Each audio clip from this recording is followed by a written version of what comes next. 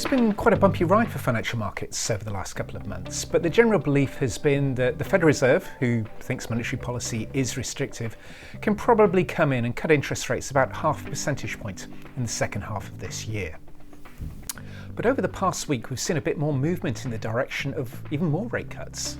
Donald Trump has pushed the Federal Reserve to cut interest rates perhaps 2, possibly even 3 percentage points from current levels, while coincidentally 2 of the members of the FOMC that were appointed by Donald Trump in his first term are now also suggesting that they could vote for a rate cut as soon as the July 30th meeting.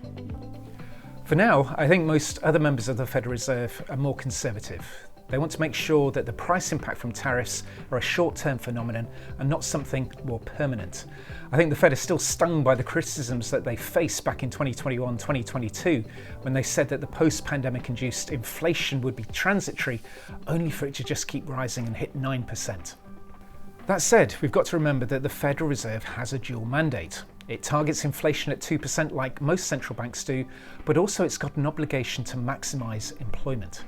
Now, the lead indicators for the jobs market are starting to show signs of softening, and that means the July to September period for the jobs figures are going to be critical.